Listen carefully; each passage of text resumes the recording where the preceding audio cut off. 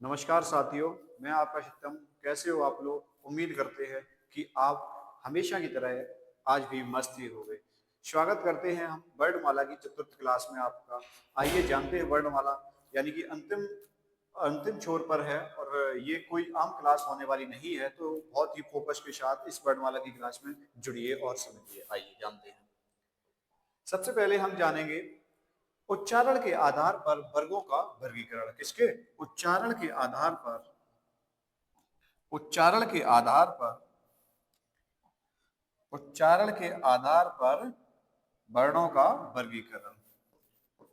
उच्चारण के आधार पर के आधार पर वर्णों का वर्गीकरण। क्या जानेंगे साथियों? उच्चारण के आधार पर वर्णों का वर्गीकरण। ठीक है, आइए जानते हैं। उच्चारण के आधार पर वर्गों का वर्गीकरण कैसे करेंगे? सबसे पहले आइए जानते हैं। हमने वर्ग पढ़ा था, वर्गीय व्यंजन कितने थे? 25 को यहाँ राइट करते हैं। जैसे का, कचट, तप, का, चा, फिर टा, फिर ता, फिर पा। का वर्ग में क्या क्या आता था? का, फिर खा, फिर गा, फिर घा, फिर डा। चा के बाद छा आ गया, फिर जा आ गया, फिर झा आ गया, फिर इया आ गया। टा, फिर ठा, फिर अड़ा, फिर ढा ढक्कन वाला, फिर अड़ा खाली। फिर ता, फिर ता के बाद था, फिर दा, फिर धा, फिर ना, फिर पा, फा, बा, भा, मा। ये तो हमारे हो गए वर्गीय व्यंजन। कितने हो गए? 25। कितने हो गए? 25। इनको क्या बोलते हैं? वर्गीय व्यंजन। यानी कि जो लाइन का से शुरू होती है इसको हम वो लिख रहे हैं का वर्ग। क्या लिखते हैं? का वर्ग। इसको हम लिखेंगे साथियों चा वर्ग, इसको हम लिखेंगे टा वर्ग, और इसको हम ता वर्ग, और इसको पा वर्ग। क्या लिखेंगे साथियों? पा वर्ग। यानी कि जो का से स्टार्ट हो रही है उसको हम का वर्ग, और जो हमारी चा से स्टार्ट हो रही है उसको चा वर्ग, और जो टा से स्टार्ट हो रही है वो टा वर्ग, और ता से स्टार्ट हो रही है वो ता वर्ग, और पा से स्टार्ट हो रही है वो पा वर्ग। ठीक है। अब हम समझते हैं का वर्ग है ये, इसको हम बोलते हैं कंठोष्ठ। ठीक है, क्या बोलेंगे? कंठोष्ठ। ठीक है, यानी कि ये कंठ से स्टार्ट हो रही है तो इसको बोलेंगे कंठ, इसको तालु। यानी कि ये जो जितने भी वर्ण हैं चा वाले, ये तालव्य से बोले जाते हैं, ये तालु होते हैं। और ये क्या बोलेंगे? मूर्धन, मूर्धन। और ये दंतोष्ठ होते हैं, दंत ये। ठीक है, और ये ओष्ठ व्यंजन। इनका मतलब क्या है?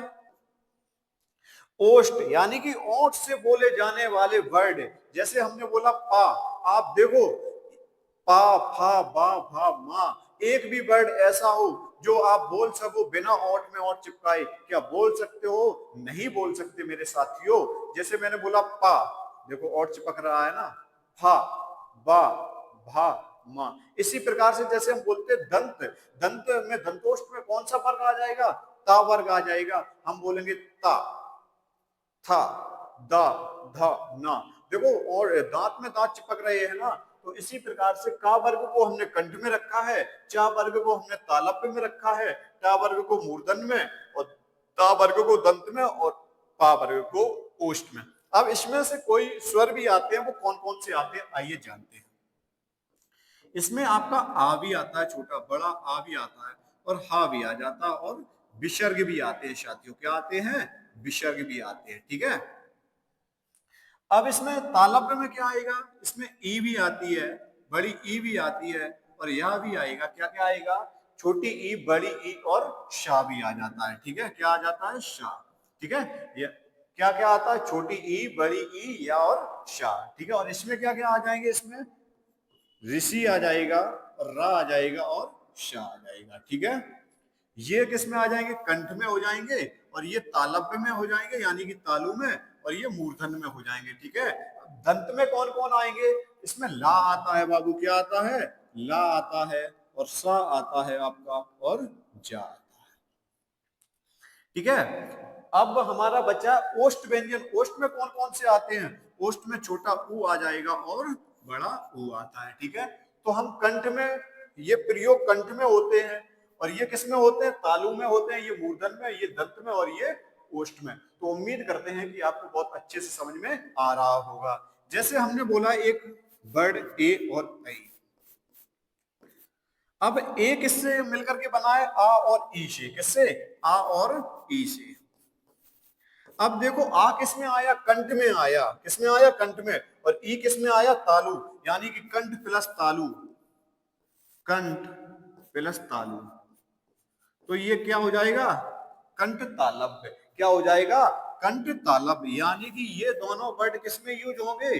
कंठ तालव्य में होंगे, कंठ तालव्य में होंगे। उम्मीद करते हैं कि मेरे साथियों आपको बहुत अच्छे से समझ में आ रहा होगा। इसी प्रकार से हम दूसरे भी वर्ड लेते हैं, ओ और औ। क्या लेंगे? ओ और औ। ये किस में आएंगे? जब ए ऐ कंठ तालव्य में आ गए तो ये कंठ और ओष्ठ से मिलकर के बनते हैं साथियों। किससे मिलकर के बनते हैं? कंठ और ओष्ठ से मिलकर के बनते हैं। तो ये किस में आ जाएंगे? कंठोष्ठ में आ जाएंगे। किस में आ जाएंगे? कंठोष्ठ व्यंजन में आ जाएंगे, यानी कंठोष्ठ वर्ड है, ठीक है। किस में आ जाएंगे? कंठोष्ठ में आ जाएंगे, ठीक है। अब हम समझते हैं इसके बाद प्राणत्व के आधार पर व्यंजनों का वर्गीकरण। किसके आधार पर? प्राणत्व के आधार पर। लिखिए, आइए जानते हैं। प्राणत्व के आधार पर, प्राणत्व, प्राणत्व के आधार पर, के आधार पर वर्णों का वर्गीकरण, वर्णों का वर्गीकरण। किसका वर्गीकरण साथियों? वर्णों का, ठीक है। उम्मीद करते हैं कि आपको इसी तरीके से बहुत ही बेहतरीन तरीके से समझ में आ रहा होगा, ठीक है। प्राणत्व के आधार पर वर्णों का वर्गीकरण, ठीक है, या व्यंजनों का वर्गीकरण। इसके आधार पर दो प्रकार के होते हैं। एक तो होता अल्प प्राण व्यंजन, ठीक है। यहाँ हम वर्ड पढ़ रहे हैं अर्थात व्यंजन है, यानी कि स्पेशल व्यंजन की भी बात कर रहे हैं, यानी व्यंजन ही समझ रहे हैं, ठीक है। एक तो होता है अल्प प्राण व्यंजन। क्या होता है? अल्प प्राण व्यंजन। कौन होते हैं साथियों? अल्प प्राण व्यंजन। और इधर कौन से हो जाएंगे? महाप्राण व्यंजन। कौन से? महाप्राण व्यंजन। कौन से होते हैं साथियों? महाप्राण व्यंजन। कौन से होंगे? महाप्राण व्यंजन। आइए अब जानते हैं कि अल्प प्राण और महाप्राण व्यंजन कौन कौन से होते हैं, जिनके उच्चारण में कम श्वास खर्च हो। तो जानते हैं, आइए लिखते हैं। जिनके उच्चारण में, जिनके उच्चारण में, जिनके उच्चारण में कम श्वास खर्च हो, कम श्वास यानी कि श्वास खर्च हो, कम श्वास खर्च हो, वो अल्प प्राण होते हैं। जिनके उच्चारण में कम श्वास खर्च हो, कम प्राण वायु की भी आवश्यकता हो। कम श्वास तो खर्च हो रही है, लेकिन और कम वायु की भी आवश्यकता हो, कम प्राण वायु की भी आवश्यकता हो, कम प्राण वायु की, कम प्राण वायु की आवश्यकता हो, की आवश्यकता हो, ठीक है। इसी प्रकार से महाप्राण में समझेंगे कि जिनके उच्चारण में अधिक श्वास खर्च हो, जिनके उच्चारण में, जिनके उच्चारण में, उच्चारण में अधिक श्वास खर्च हो, अधिक श्वास खर्च हो, खर्च हो, और प्राण वायु भी, प्राण वायु भी, प्राण वायु भी अधिक खर्च हो, अधिक खर्च हो। आप अंतर समझ गए होंगे कि इसमें प्राण वायु भी अधिक खर्च हो रही है, इसमें प्राण वायु भी कम खर्च हो रही है, और इसमें श्वास भी कम खर्च हो रही है, और इसमें श्वास अधिक खर्च हो रही है। अब इसमें कौन कौन से होते हैं आइए जानते हैं। हमने पढ़े थे वर्गीय व्यंजन, उसका प्रथम पद और तृतीय पद और पंचम पद, यानी कि का वाली लाइन और गा वाली लाइन और लास्ट वाली जो नासिक व्यंजन बताए थे वो वाली, यानी कि प्रथम तृतीय और पंचम लाइन इसमें आएगी, ठीक है। और इसके बाद इसमें अंतरस्थ व्यंजन भी आते हैं। क्या आते हैं? अंतरस्थ व्यंजन। अब दो उत्क्षिप्त होते हैं, एक इसमें डा आता है, ठीक है। प्रथम तृतीय पंचम अंतरस्थ व्यंजन आ गए, और इसके बाद हमारे स्वर भी आएंगे इसी में। क्या आ जाएंगे? स्वर। स्वर हमारे कितने होते हैं? 11, यानी कि 5 तो इसमें हो गए व्यंजन, 5 इसमें हो गए, 5 इसमें हो गए, तो ये कितना हो गए? 15। कितना हो गए? 15। अंतरस्थ व्यंजन हमारे 4 होते हैं, और एक ये हो गया, और 11 हमारे क्या हो गए? स्वर। यानी कि सभी को हम जोड़ेंगे तो कितना हो जाएंगे? 31। तो हम यहां लिखेंगे कि हमारे अल्प प्राणों की संख्या, अल्प प्राण की संख्या यहां लिखो, अल्प प्राण की संख्या, अल्प प्राणों की संख्या, प्राणों की संख्या, अल्प प्राणों की संख्या 31 होती है। प्राणों की संख्या कितनी होती है साथियों? 31 होती है, ठीक है। कौन कौन से होते हैं? यानी कि प्रथम पद, तृतीय पद, पंचम पद, अंतरस्थ व्यंजन और ढा और स्वर 11 होते हैं। इस प्रकार से अल्प प्राण की संख्या 31 हो गई। कितनी हो गई? 31 हो गई। अब हम समझेंगे कि महाप्राण क्या होते हैं, ठीक है। तो यानी कि इसमें द्वितीय पद भी आएगा। कितना? द्वितीय और चतुर्थ। उत्क्षिप्त में ढा आ गया, इसमें ढा आ जाएगा। क्या आ जाएगा? ढा आ गया, ठीक है। अब ऊष्मी व्यंजन, क्या? ऊष्मी व्यंजन। ऊष्मी व्यंजन भी किसमें आते हैं? महाप्राण में। ऊष्मी व्यंजन। ऊष्मी व्यंजन कौन से होते? तीनों सा होते हैं हमारे, और हा होता है। क्या होता है साथियों? तीनों सा और हा, ठीक है। और इसमें अंतरस्थ व्यंजन हमारे कौन कौन से होते हैं? या, रा और ला, वा। आपको बहुत अच्छे से मालूम होगा कि अल्प प्राण तो हमारे 31 थे, और ये हमारे कितना हो जाएंगे? 15। कितना हो जाएंगे? 15। किस प्रकार से? इसमें देखो आप, 5 इसमें होंगे, 5 इसमें होंगे, और एक ये, यानी कि 11 हो जाएंगे ये। और अंतरस्थ व्यंजन यानी कि सॉरी ऊष्मी व्यंजन कितने हैं? 4। तो सभी कितने हो जाएंगे मिलकर के? 15। यानी कि हम लिखेंगे महाप्राणों की संख्या, महाप्राणों की संख्या 15 होगी। कितनी होगी? 15। तो उम्मीद करते हैं साथियों कि आपको अल्प प्राण और महाप्राण में अंतर समझ में बहुत अच्छे से आया होगा। अब हम समझेंगे स्वर तंत्रियों के आधार पर, स्वर तंत्रियों के आधार पर वर्णों का वर्गीकरण, ठीक है। आइए जानते हैं। स्वर तंत्रियों के आधार पर, तंत्रियों के आधार पर वर्णों का वर्गीकरण, वर्णों का वर्गीकरण किसके आधार पर? स्वर तंत्रियों के आधार पर वर्णों का वर्गीकरण किस प्रकार से करते हैं आइए जानते हैं। स्वर तंत्रियों के आधार पर 2 प्रकार से करते हैं, घोष और अघोष। किस प्रकार से करते हैं? 2 प्रकार से करते हैं। एक तो होता है हमारा घोष, और एक होता है हमारा सघोष। कौन कौन सा होता है? घोष। घोष को ही हम सघोष बोलते हैं। क्या बोलते हैं? सघोष व्यंजन, ठीक है, सघोष वर्ण। और इधर अघोष हो जाएगा। क्या हो जाएगा साथियों? अघोष हो जाएगा। अब हम समझेंगे कि घोष वर्ण क्या है और अघोष वर्ण क्या है, ठीक है। तो घोष वर्ण क्या होते हैं? स्वर तंत्रियों के पास आने पर उनके बीच से हवा निकल जाती है। स्वर तंत्रियों के पास आने पर, स्वर तंत्रियों के पास आने पर, उनके बीच से हवा निकल जाती है। हवा निकल जाती है, निकल जाती है।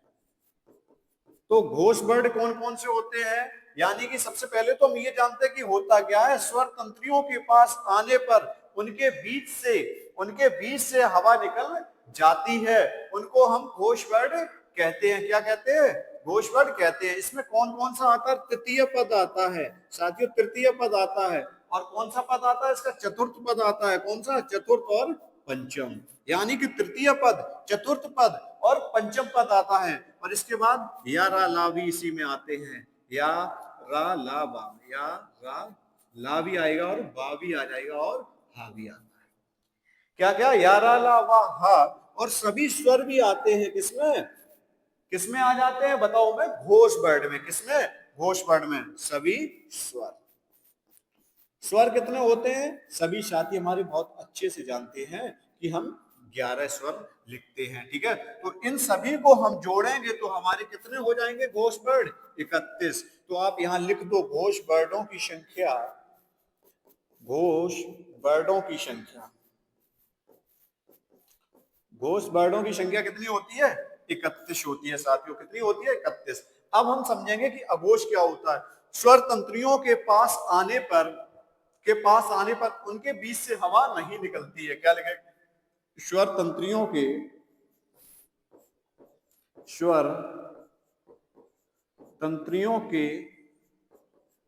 पास आने पर उनके बीच से हवा नहीं निकलती है, हवा नहीं निकलती है।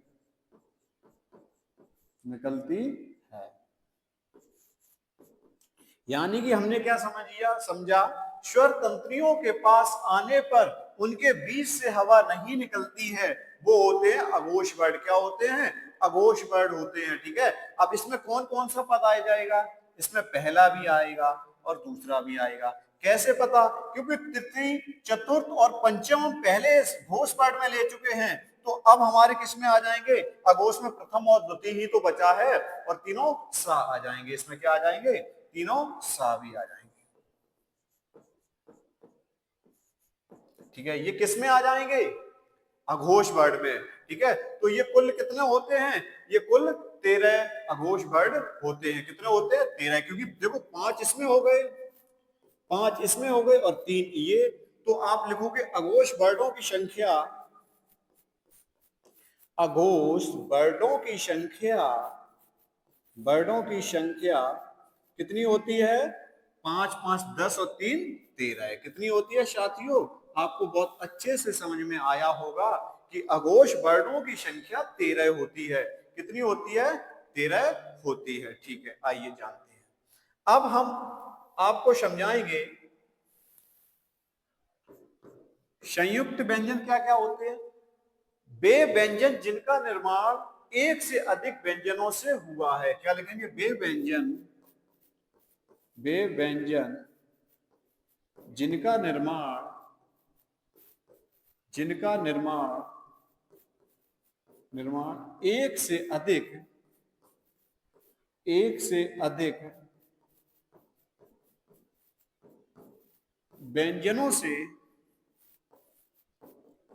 व्यंजनों से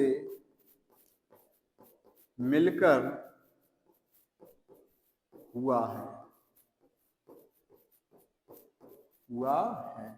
यानी कि हम समझेंगे कि संयुक्त व्यंजन किसे कहते हैं? वे व्यंजन जिनका निर्माण एक से अधिक व्यंजनों से मिलकर हुआ है, उनको हम संयुक्त व्यंजन कहते हैं। उनको हम संयुक्त व्यंजन कहते हैं। संयुक्त व्यंजन कहते हैं। अब हम जानते हैं कि संयुक्त व्यंजन होते कौन कौन से हैं। कौन कौन से होते हैं? एक तो होता है छत्रज्ञ और श्रा। आइए जानते हैं ये किससे मिलकर के बनता है? का और सा से। का और शा से। ठीक है, और ये त्रा यानी कि ता और रा। त्रा किससे मिलकर के बना? ता और रा। और ज्ञा ज्ञानी किससे मिलकर बना? जा और इया से, तभी तो इसको जिया बोलते हैं। और ये किससे मिलकर के बना है, सा वाला किससे बना है, संजम वाला सा और रा। ये हमारे चार तो थे संयुक्त व्यंजन, क्या थे, संयुक्त व्यंजन। उम्मीद करते हैं कि साथियों आपको संयुक्त व्यंजन के बारे में बहुत अच्छे से समझ में आया होगा। संयुक्त व्यंजन कौन कौन से होते हैं, छत्रज ज्ञा। ठीक है, अब हम समझेंगे पार्श्विक व्यंजन कौन सा होता है हमारा, कौन सा, पार्श्विक, पार्श्विक व्यंजन। पार्श्विक व्यंजन हमारा होता है ला। कौन सा होता है, ला। ला हमारा कौन सा व्यंजन है, पार्श्विक व्यंजन। अब हम जानेंगे कि लुंठित व्यंजन या लुंठित, कौन सा, लुंठित, लुंठित व्यंजन या प्रकंपित, प्रकंपित व्यंजन। अब हम जानेंगे कि प्रकंपित व्यंजन क्या होती है।